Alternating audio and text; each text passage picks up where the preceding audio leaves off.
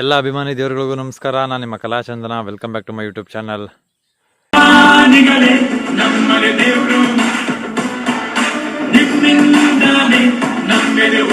ಇವತ್ತು ಬೆಳಗ್ಗೆ ಎದ್ದು ನಮ್ಮ ಗದ್ದೆಗೆ ಬಂದಿದ್ದೀನಿ. ಯಾಕಂತಂದರೆ ನಾನು ಮುಂಚೆ ಒಂದಿನ ನಾಟಿ ಮಾಡೋದೆಲ್ಲ ತೋರಿಸಿದ್ದೆ. ಈಗ ಅದು ಸ್ವಲ್ಪ ಪೈರು ಬಂದು ಎಲ್ಲ ಬೆಳೆದೈತೆ, ಕಳೆ ಬಂದ್ಬಿಡೈತೆ. ಆ ಕಳೆನೆಲ್ಲ ನೀಟಾಗಿ ಕೀಳಿಸಿ ಗೊಬ್ಬರ ಹಾಕ್ಬೇಕು. ಇವತ್ತು ಗೊಬ್ಬರ ಹಾಕೋ ಕೆಲಸ, ಅದಕ್ಕೆ ಗೊಬ್ಬರಗಳನ್ನೆಲ್ಲ ತಗೊಬಂದಿದ್ದೀನಿ. ನೋಡಿ, 2 ಚೀಲ 3 ಮೂಟೆ ಗೊಬ್ಬರ ತಂದಿದ್ದೀನಿ. ನೀಟಾಗಿ ಇವಾಗ ಗೊಬ್ಬರನೆಲ್ಲ ಎರಚಿಸಬೇಕು.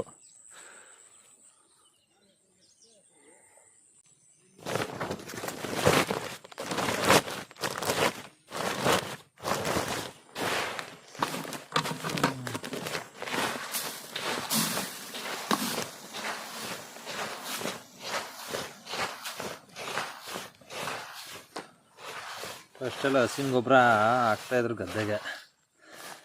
ಇವಾಗ ಎಲ್ಲ ಕಡೆ ಹಸಗಳೆಲ್ಲ ಕಮ್ಮಿ ಆಗೋಗ್ಬಿಟ್ಟು ಹೊಸ ಸಾಕಕ್ಕೆ ಜಾಗನೇ ಇಲ್ಲದೇ ಈ ಥರ ಗೊಬ್ಬರಗಳನ್ನ ಹಾಕ್ಬೇಕಾಗದು. ಈಗ ಏನು ಮಾಡೋಕ್ಕಾಗೋದು, ಕಾಲಕ್ಕೆ ತಕ್ಕಂಗೆ ಚೇಂಜ್ ಆಗಬೇಕಷ್ಟೇ.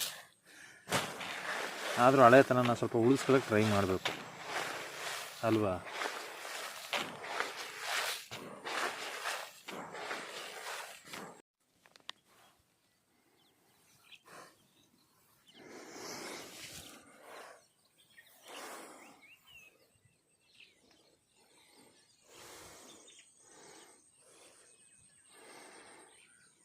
ಕಾವಲಿಲಿ ನೀರು ಬೇರೆ ನಿಂತೋಗ್ಬಿಡೈತೆ.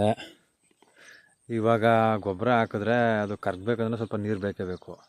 ಇವತ್ತೊಂದು ಸ್ವಲ್ಪ ಮಳೆಗಳೇ ಊದ್ಬಿಟ್ರಂತೂ ನಮಗೆ ನೆಮ್ಮದಿ, ಸುಖ ಜೀವನ. ಮಳೆ ಉಯ್ಲಿಲ್ಲ ಅಂತ ಅಂದರೆ ಮಾತ್ರ ಭಾಳ ಕಷ್ಟ ಆಗ್ಬಿಡ್ತದೆ.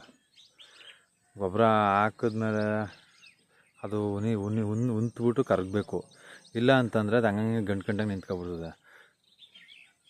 ಆಮೇಲೆ ಅದು ಜಾಸ್ತಿ ಆಗ್ಬಿಟ್ರೆ ಸುಟ್ಟೋಗೋ, ಮಾಮೂಲಿ ಎಲ್ಲ ಹಾಕಿರ್ತೀವಿ ಆ ಜಾಗ ಎಲ್ಲ ತುಂಬ ಹೀಟಾಗ್ಬಿಟ್ಟು ಸುಟ್ಟೋದಂಗೆ ಆಗ್ಬಿಡ್ತದೆ.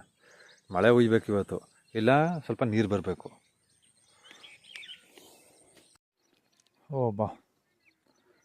ಇಷ್ಟೊತ್ತವರೆಗೂ ಮುಗಿಸಾಯ್ತು. ಇಷ್ಟೊತ್ತವರೆಗೂ ಹಾಕಿ ಎಲ್ಲ ಮುಗಿಸಾಯ್ತು.